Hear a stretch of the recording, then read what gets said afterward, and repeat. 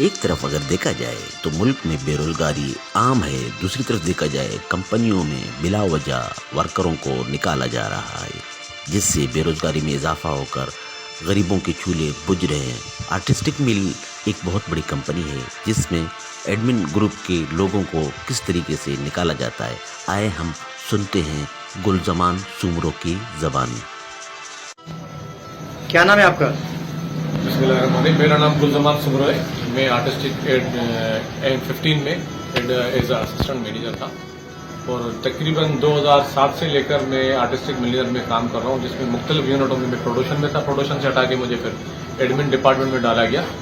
تقریباً 13 سال ہو گئے مجھے آرٹسٹک مینیجر میں کام کرتے۔ ابھی دوسرا مہینہ ہے تقریباً میں فارغ ہوں، جس میں کیپٹن صاحب، ہمارے کیپٹن مدثر صاحب، اس نے مجھے بولا کہ یار سیٹ آپ کی انکریمنٹ نہیں لگا رہا اور آپ کی انکریمنٹ نہیں لگ سکتی، جبکہ اس نے مجھ سے وعدہ کیا تھا کہ یار جب آپ 15 میں جاؤ گے میں آپ کی تنخواہ بھی بڑھاؤں گا۔ میرے اوپر ان لوگوں نے دوسرا وعدہ ڈال دیا۔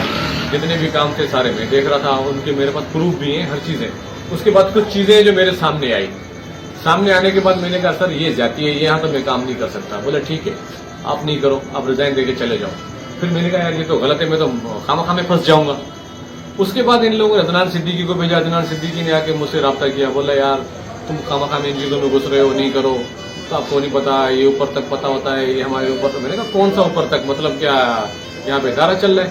بھائی میں تو یہاں نہیں کرنے والا۔ ان لوگوں نے پھر زبردستی مجھے بولا کہ تم ایک کام کرو، تم ریزائن دے دو، اس کے بعد ہم آپ کو 1 مہینے کے بعد دوبارہ سیلری بڑھا کے رکھ دیں گے اور آپ کو روزگار سے لگا دیں گے۔ میں نے کہا چلو ٹھیک ہے، میں چلا گیا۔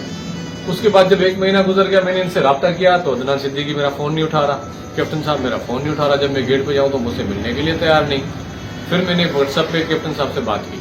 اس کے بعد میں نے یعقوب صاحب سے رابطہ کیا کہ یہ ایسی حرکتیں کر رہے ہیں، اور جس کی وجہ سے ان لوگوں نے مجھے خامخواہ میں بلیک میل کر کے اور مجھے اس سے جھوٹ بول کے مجھ سے ریزائن بھی دلوایا۔ اور میرے ریزائن کا پروسیس صرف 3 دن کے اندر پروسیس ہوا۔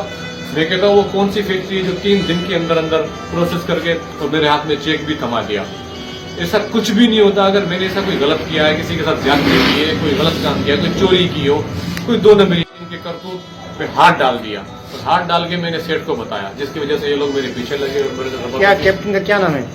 کیپٹن مدثر کریم، ایڈمن گروپ GM آرٹسٹک میں لیڈر کے۔ کیا کرتوت آپ کو نظر آئے تھے؟ کیا چیزیں ایسی؟ وہاں پہ کچھ ٹھیکیدار ہیں اور ٹھیکے چل رہے ہیں، جس کے حوالے سے یہ ٹھیکیداروں سے اور ان ٹھیکے والوں سے کمیشن لیتا ہے، جبکہ ان کاموں میں نے رکاوٹ ڈالی کہ سر یہ کام جو ہے یہ ٹوٹل 50,000 کا ہے، جبکہ ہم اس کو 2,70,000 روپے پے کر رہے ہیں۔ تو یہ کس چیز کے کر رہے ہیں؟ 2,20,000 روپے ہم کس چیز کے کر رہے ہیں؟ یہ کام ہم دوسرے بندے کو دیں گے تو وہ 50,000 میں کر لے گا۔ بولا یہ آپ کا کام نہیں ہے۔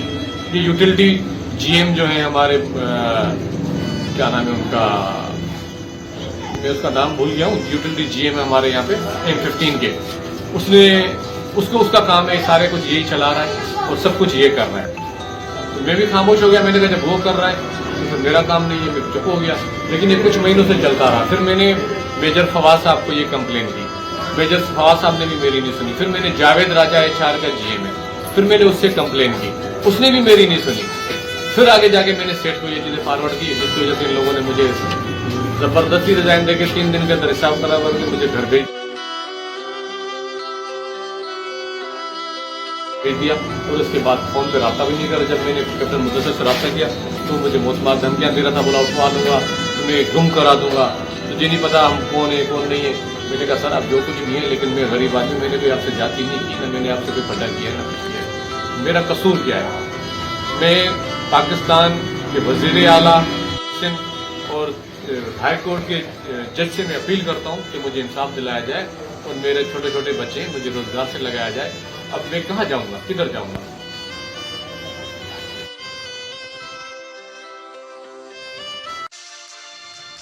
گلزار سومرو نے اعلیٰ حکام سے اپیل کی ہے کہ خدا را ان کو دوبارہ روزگار دیا جائے تاکہ ان کا گھر کا چولہا دوبارہ گل ہو سکے۔ اس وقت کے لیے اپنے میزبان خربوش مری کو اجازت دیں۔ اللہ نگہبان۔